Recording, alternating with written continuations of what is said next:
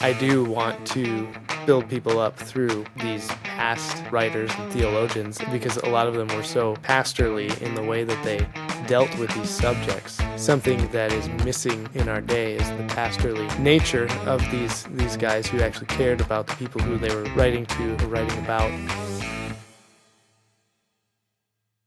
Hi, everyone. Thanks for tuning in again to another episode of The Two Things You Shouldn't Talk About, the podcast that talks about religion, politics, everywhere they intersect, and all the ways that they relate to each other. This week, I'm delighted to be joined by Paul Cox, who some of you may know better as the mastermind behind RefToons. Thank you so much, Paul, for joining me tonight. I appreciate you joining me to talk about your work.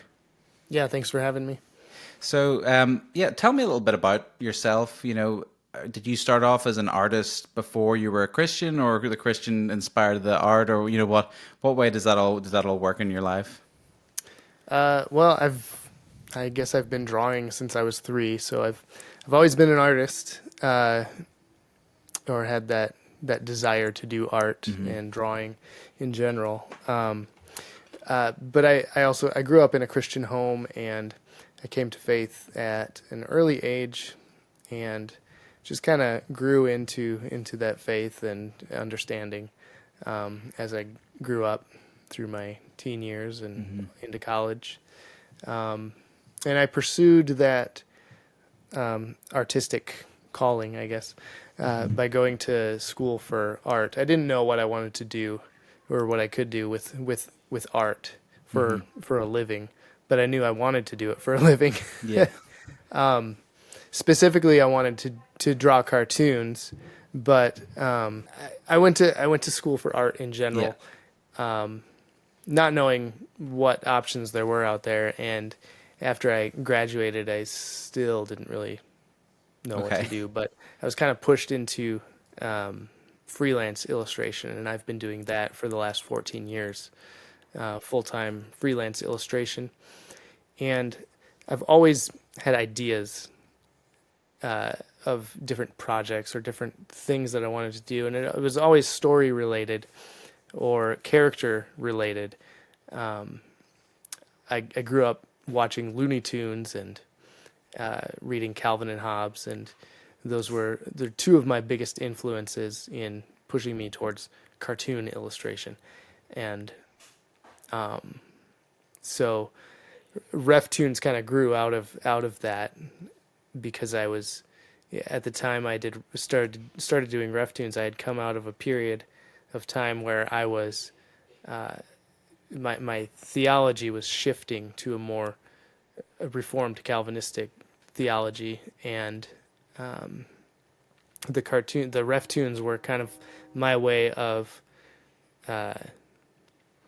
sharing what I was learning, or from who I was learning. So I was learning a lot from the Puritans and Charles Spurgeon and things like that. And I would come across these quotes and want to share them and share them in my own way by making cartoons out of them.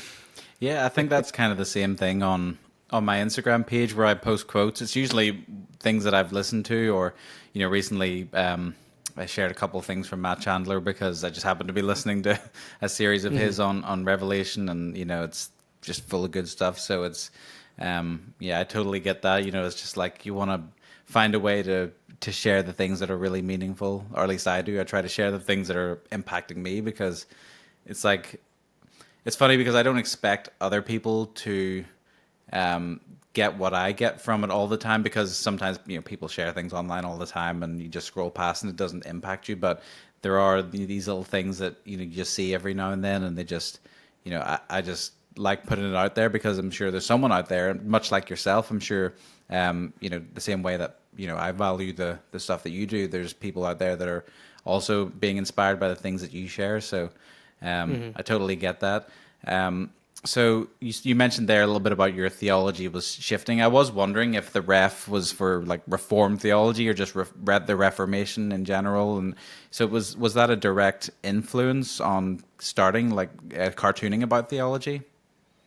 Yeah, actually, it's more, the ref is more Reformation, because it started out with a cartoon of Martin Luther, Mm. originally kind of wondering how I could make little comic strips out of Reformation themes and things like that.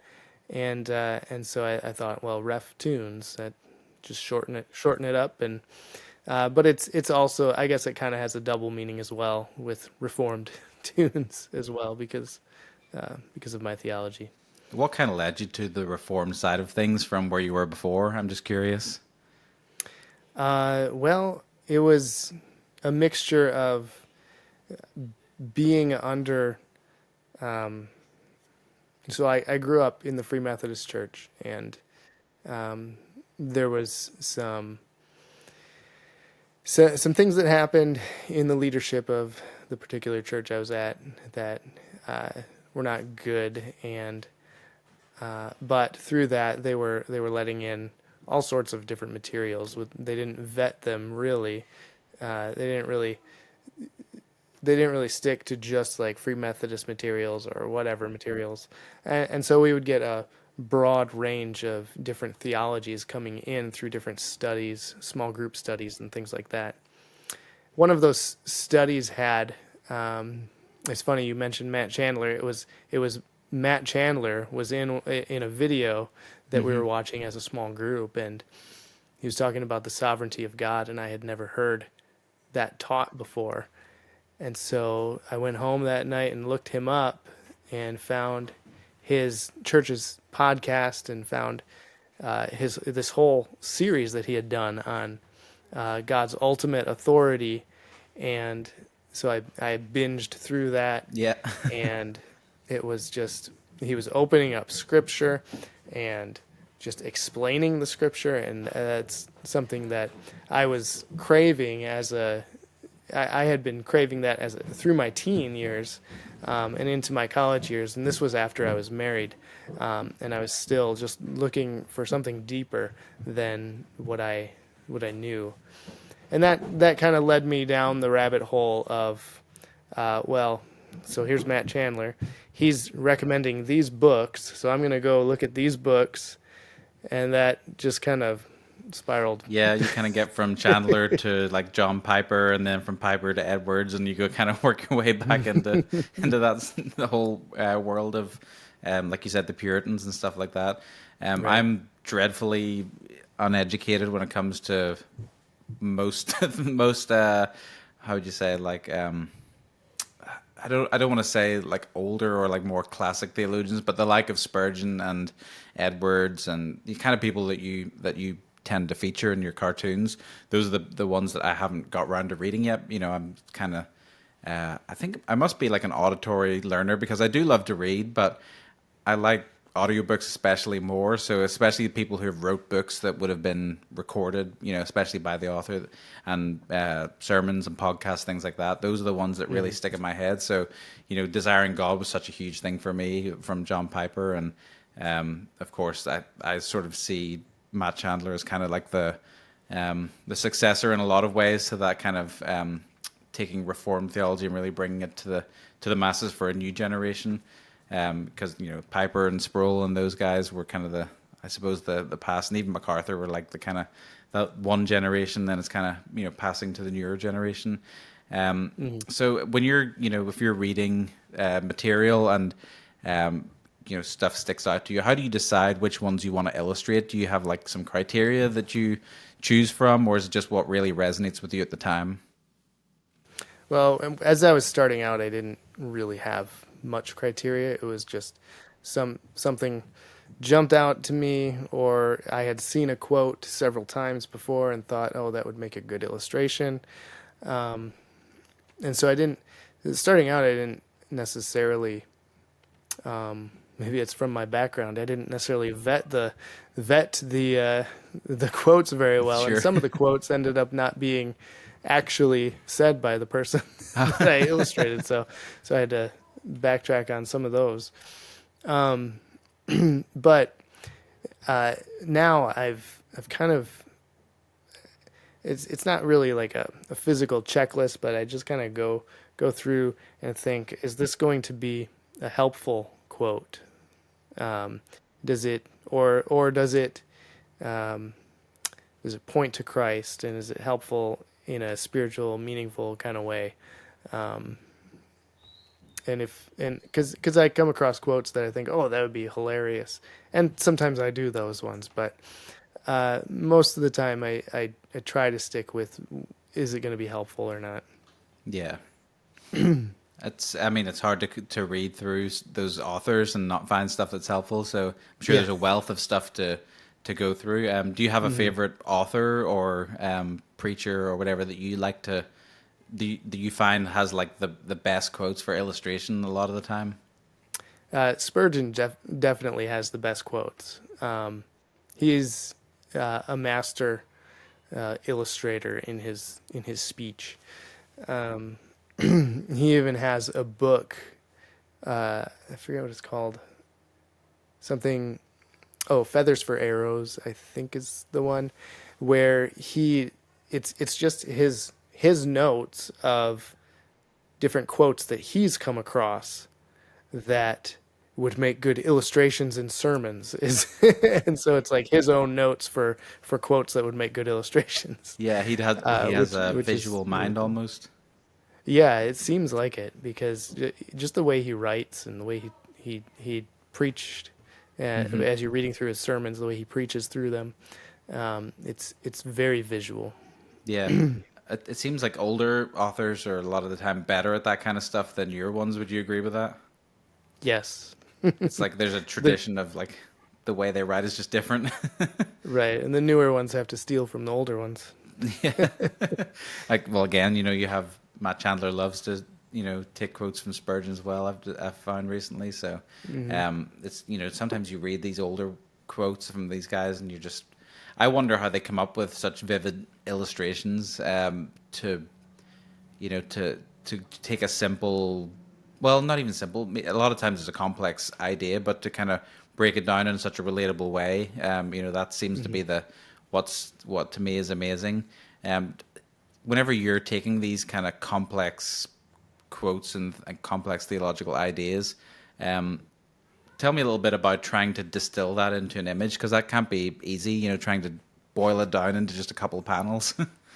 No, it's not. Especially, um, I've been illustrating catechisms, and there are some questions in the catechisms that are just like, how am I going to illustrate this? And so sometimes I actually end up just illustrating words. Like, so for those, for example, I will read through the question, read through the answer, read through all of uh, the verses that relate to that are the proof texts there, and um, I'll try to draw something out of there that I can illustrate. Um, it's not always easy, and sometimes like I have to. A lot of times it's an exercise of thinking outside the box, and or thinking of, so getting the character, putting the character in a situation, or thinking of real world situations where they would find themselves facing the concept that is being talked about in the quote, um, and trying to figure out a good illustration using that. Yeah. Have you got an example of one that you found particularly interesting to illustrate that maybe took you a while to figure it out, but once you got it, you were really pleased with it? Mm, well, hmm. Sorry to put you on the spot. Yeah, that's like Picking between your kids there. right. I'm just I'm thinking because I mean, there's hundreds of questions Hmm. in the catechisms that I've done. There's hundreds of comics I've done. Uh, I have a recent one. Let's see here. A weak faith can lay hold on a strong Christ by Thomas Hmm. Watson, that quote that I recently did. Hmm. So what I ended up doing was I have to represent Christ, I didn't want to necessarily draw Christ, Hmm. or um,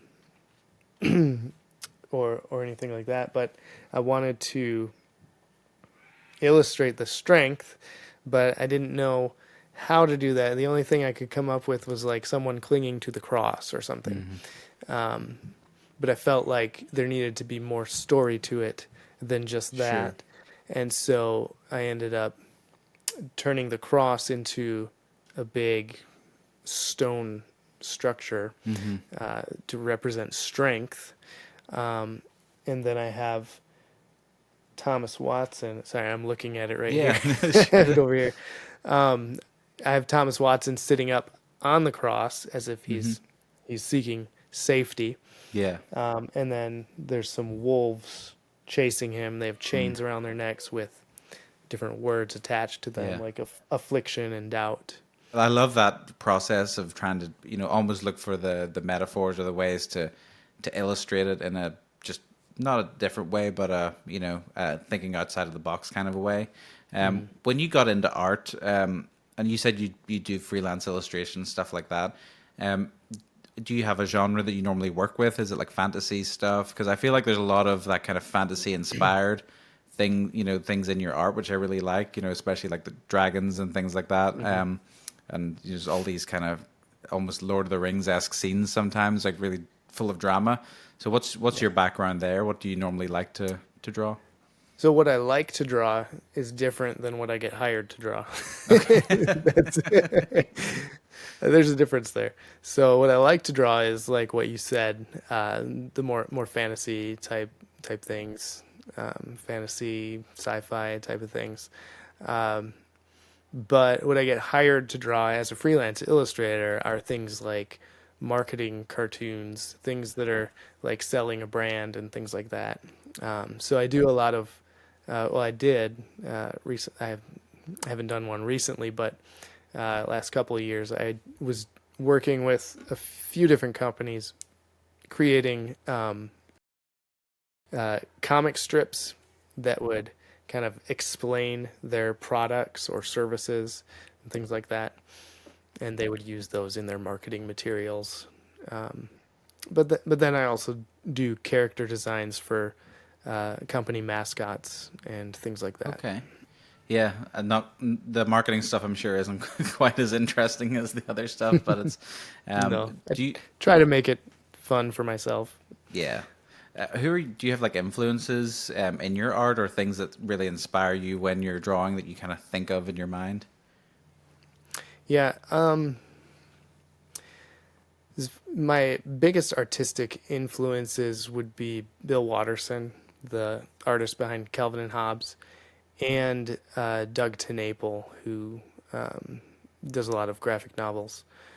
Uh, as far as other influences, I think like when I'm reading or listening, I listen to audiobooks mostly.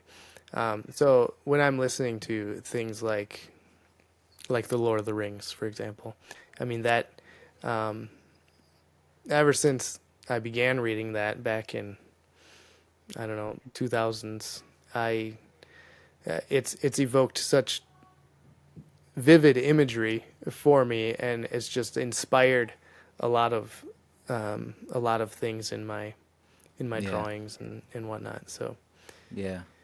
It's the fantasy worlds that are kind of illustrated again.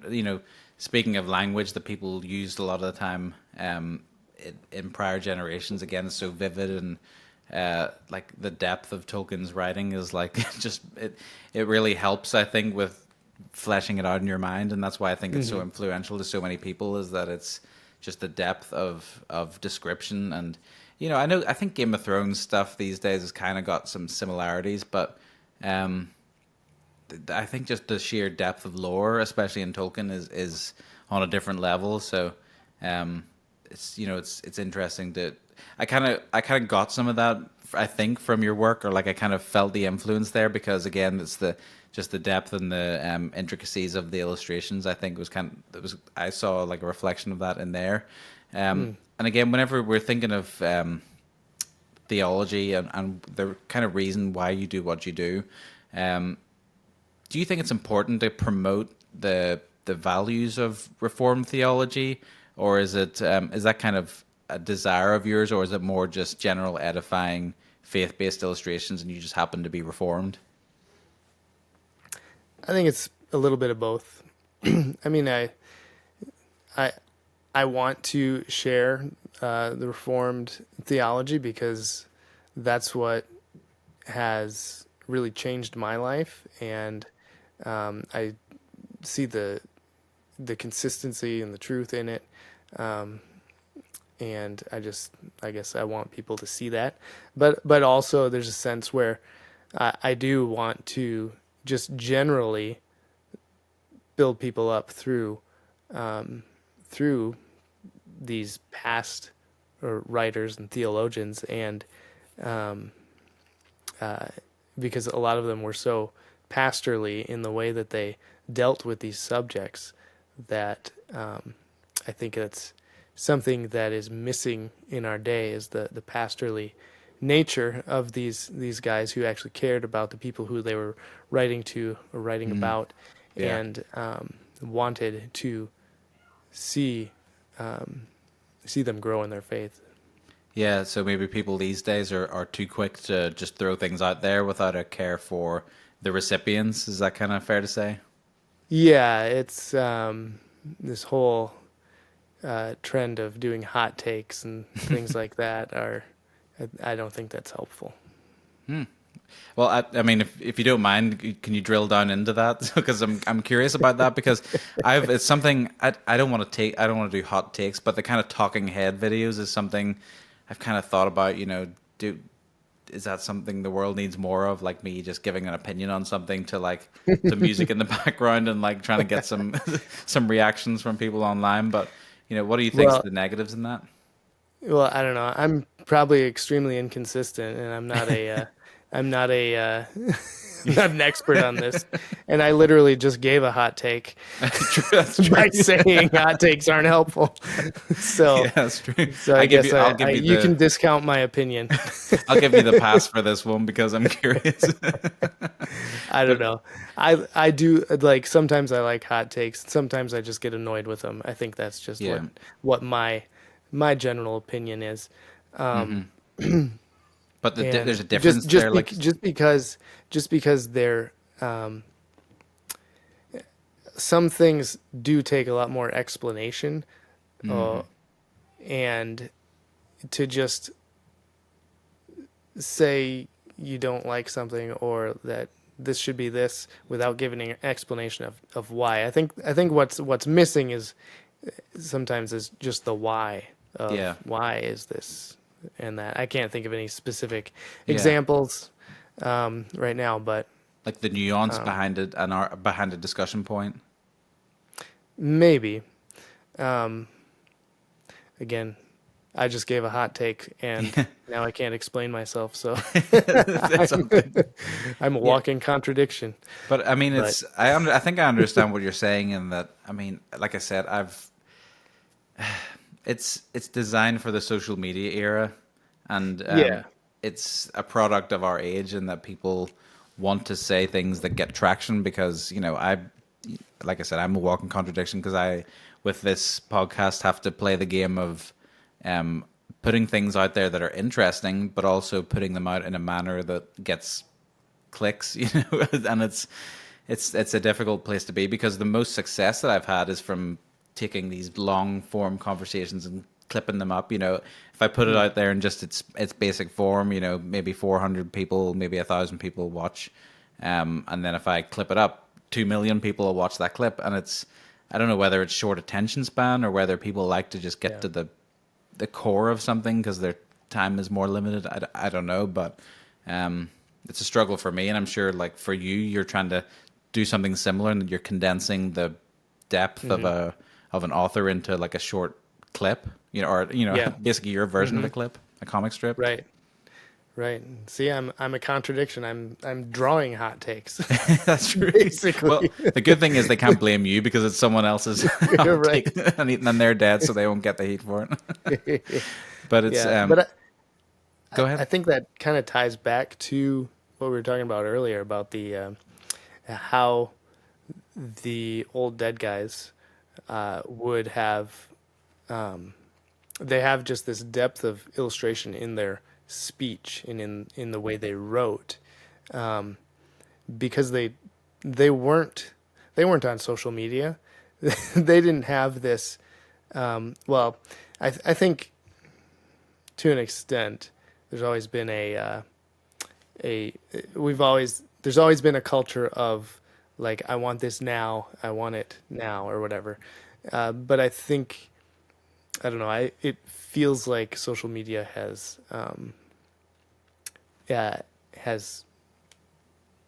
Sped it I don't all know up. expanded that, sped it up. Yeah, made it even worse. But they didn't have the technology that we have today, and they had time to spend on thinking and reading and reading other authors, great poetry, things like that. And um, we've kind of lost that in Yeah, our modern era, I think. we've all had to find ways of slowing down, I guess, more Hmm. than we're naturally used to in this society. And I know that's why maybe it again this it seems like a reformed tradition, but the pipe smoking and the cigar smoking is like a ritual that people, especially from people who like to read and contemplate, or Hmm. other people do different things, whether it's anything from taking a bath or going on a walk, but it's like finding rituals to slow down and to contemplate more. Um, is have you found this to be a good practice, like a meditative practice for you, illustrating these ideas and these writers? Yeah, sometimes. Sometimes um, when I can slow down and think about I think about the quote as I'm sketching it, and as I'm thinking about it, I feel like it's kind of getting ingrained in my mind, and it'll come up in various situations throughout my day or throughout my week. I'll think about that quote and reflect on it, and it doesn't happen all the time, but occasionally that happens. Um, and sometimes I get it done so quick that I don't think Yeah, about it that much. it just feels natural. Sometimes it comes right out. Yeah. Do you get writer's block? Oh yeah. Artist block. Yeah. Oh, yeah. I'm sure it's a universal experience, but I just had to ask. Um, Yeah. it's funny because I taught history last year at a high school, and I tried to sort of explain something similar in terms of slowing down to the students, and try to give them assignments that would force them to do so. And we got to the era where we were talking about the Reformation and the medieval church kind of going into the Renaissance and the Reformation and that kind of thing. And I gave them this assignment where I forced them to take their favorite short Bible passage, so they could do like a short chapter or like a group of 10 verses from Psalms or something, something like that. And Hmm. I forced them to basically write it out like a medieval scribe, fill a whole page with no mistakes like they would have had to, and for the purpose of getting them to slow down and think about what they're writing, and put the attention to detail into not only writing it out with no mistakes, but also then illustrating it and decorating it without destroying it once you've done the hard work. So um, it's I thought that was like I don't know, I guess they probably hated me for giving them that, but I just thought it'd be interesting to see like if we could all slow down for a minute and just think about it, and then they came in and describe what they took from that, or why it was a meaningful passage to them. Do you have any quotes or passages that have stood out to you as ones that are like the most meaningful, or quotes that are ones that you just like favorites, I suppose? Um, I think all my favorite quotes probably come from John Owen's Mortification of Hmm. Sin, just because uh, he doesn't hold back in that book, in that little pamphlet, Hmm. and it it's probably the most helpful thing I've ever read on dealing with uh, sin in your life and Hmm. pointing to the Spirit as the one who is the power behind vanquishing sin in your life. Yeah, I haven't actually read Um, that, but I watched your video where you were doing some recommendations on things to read. So I'm curious as to what. So the idea behind it is that I'm mortifying. I assume by that like kind of killing sin or like stopping it in our life. right, you're stopping it at every. So he kind of gives the metaphor um, of a soldier or someone who's battling something, and you don't. One of his quotes is that you don't um, stop just because your enemy is down. You Mm. make sure it's dead. You go back and Yeah, you don't stop fighting until he's dead and whatnot. And um, so the whole thing is he's trying to, first of all, uh, he's explaining a verse. I forget which verse it was actually. The reference. yeah. It's I right in the read it very earlier. Yeah. beginning. Um, and as he's explaining it, he's making sure that the reader knows that this is not a work that you can do on your own, and it's a work that only Christians can do. And it's only by the Spirit um, that you can kill sin in your life, and it's not necessarily that it's you're going to be sinless, Yeah. but it's that it's an active fighting against temptation Hmm. and all this and putting away things that are going to tempt you, and all that. And Hmm. um, he emphasizes that it's an ongoing battle Yeah. until we die. I guess that's speaking into the concept of sanctification and Hmm. where that comes from. Yeah. I listened to a John Piper teaching recently that really, I guess, revolutionized how thought about this issue. And um, it was on Philippians, and he was talking about that we.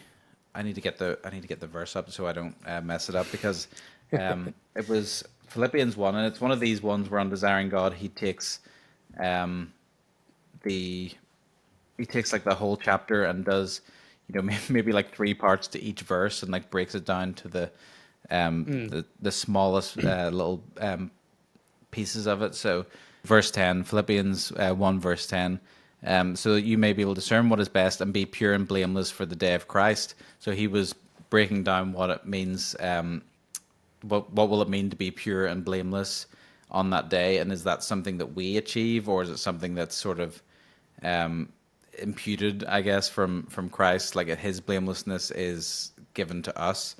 Mm. And his opinion was that it, again, through the work of sanctification, it's something that we will be able to achieve through that process of continually putting sin to death. Like you said, it's that process which will make us blameless. It's not that we will be blameless as in that we'll have no sin, but we'll be Right. blameless and that our efforts will be known by God that we are continually putting sin to death.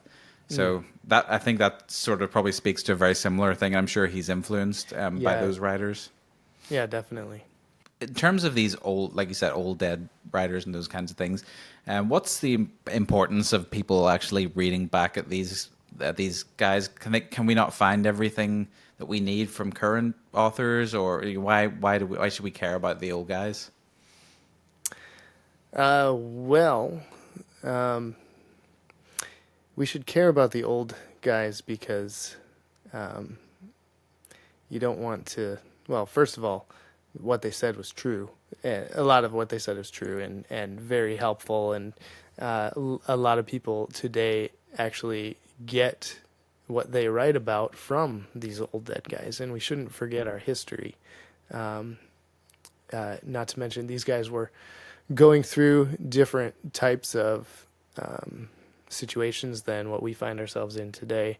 Um, a lot of them, like the Puritans, they were uh, coming out of coming out of that Reformation era, and um, I I don't know. It's just it's we have a rich history, and why not read our history and use it and see um, where our some of our thoughts and ideas about Scripture came from, and also they were a lot of them, like in the catechisms and the confessions, they were battling against heresies that were coming up at the time, and we're always, just like the Israelites, we're always forgetting what God has done for us, and remembering these old guys and what they've written and what they've done in compiling these confessions and catechisms to combat against heresies that are coming up in our day. In every century, these same heresies come up, and they've given us these tools to help us understand how to know what we believe and why we believe it. And Yeah. Yeah, they kind of condense it, and they've done a lot of that legwork for us. hmm Again, I can't remember who I was talking about this with recently, but we were talking about how we take for granted what we have at the minute. That's, the church fathers even, and hmm the reformers did so much of the figuring stuff out, so that we just it's just handed to us in a, hmm we just receive our theology and it's all correct, but it wasn't. They had to be worked out over the years. right. And every, even especially the Reformation, like we're talking about tonight, the amount of work that had to go into actually figuring out what the correct theology was. hmm um I think Protestants just have a bad relationship with tradition, to be honest. I don't know, maybe that's something you've Yeah. noticed, but at least to me, I feel like just Protestants in general don't like to go back. It's always about what's new and what's going forward, but I guess that's kind of the Yeah. point. Well, I remember in the 90s when I was growing up, and even into the 2000s, there was a big move in churches to have to move from traditional worship services to Hmm. contemporary worship services because it was Yep. new and hip, Yep. and New it would draw worship, and people yeah. in as if um, the word of God wasn't enough. Mm. And that's, I mean, maybe Vatican II kind of started a lot of that back in the day with in Mm. Catholicism. They had their own little moment in the 60s where they kind of figured out that no one wanted to go anymore, and maybe pinned it on the tradition rather than other reasons. Anyway, Mm. so we'll leave the Catholics aside. It's all Protestantism tonight, so we'll set that aside for another night. Do you get many testimonies from people who have seen your art and really appreciate it, and it's really helped them? Because I mean, I'm sure you must. It's really helped me, so I'm sure I'm only one of many. Yeah, I do. I get emails every once in a while from people um, in the United States and other countries thanking me, and it's very encouraging. And it's I don't know. I mean, I I look at what I'm doing. I feel like I'm just drawing comics and posting them online, but um, I get these emails, and it is encouraging to know that it's the Lord is using it to help people, and um, I'm thankful for that. Have you ever had any pushback for anything you've done, or do you ever have any people that are, have different theological opinions that, I'm sure the internet's full of trolls, so you might have encountered some. Oh yeah, yeah. I've encountered my fair share of that. It seems like anytime I post something with John Calvin, I will get I will get someone posting just something, Yep. a quote that has nothing to do with what I had just posted, Yeah, John uh, 3:16 repeatedly. or something, yeah, something like that, and just calling Calvin a heretic, Mm, and just constantly hate posting yeah. on that post. Yeah. Well, So to be reformed these days, I think it's a brave position to have, because you're always going to get pushback from people, from semi-Pelagian people who think they're Arminians. But Yeah, definitely another hot take there for another day. If people are interested in your work and want to find out more about it, where would they go to find that? Well, you can follow RefToons on all of the social medias, um, anywhere, like even the alternative ones and things like that. Um, you can go to reftoons.com. I don't have the comics posted on reftoons.com, but that's where you can go to purchase like art prints and things like that, and those help support what I'm doing. Because I draw the tunes and no one pays me to draw them, and so I have to do it in my spare time when I'm not doing my freelance work. And so the shop is just a bunch of stuff that I put together to try and help me along there. Yeah, So and I can speak to the quality of the stuff because, like I said, I have the calendar. I love turning it over every month and seeing a new little sort of edifying quote for the month. So, um, get out there and reserve the 2025 calendar as soon as you can because while stocks last. And yeah. I've seen you got like mugs and all kinds of stuff on there. Yeah, we started. I say we. It's me and my wife Hmm. and my kids. We started sublimating our own mugs and things. So that's Yeah, I'll have to get one with the biggest John Calvin quote that you have on on there, just and then take it to church with me and see how many reacts I get. But anyway, like I said, I appreciate your time. I'll put all your links down below for anyone that wants to find you. And yeah, I just wanted to say I appreciate what you do. It's I find it really, I mean, it's really helped me to just to pique my curiosity. I think with some of these guys that I might not have considered reading before. So. I think that's a really valuable thing today, just to get those um, blasts from the past, for want of a better word. But to take the stuff that a lot of people in this society overlook and to make it relatable is awesome. So thank you for doing that, and thank you for joining me tonight. yeah. Thanks for having me. It was fun. Yeah, we'll have to do it another time again sometime. And Yeah. thank you to everyone who joined in tonight and is watching along. Yeah, make sure you check out those links. Make sure you support this ministry by purchasing from the RefToons side. And you can support us as well. If you go to our social media pages, you can find details on how to do that. If you enjoy our content, make sure you like, subscribe, and comment your thoughts below. And if you have any things you would like us to cover in another episode, you can go ahead and drop those comments below.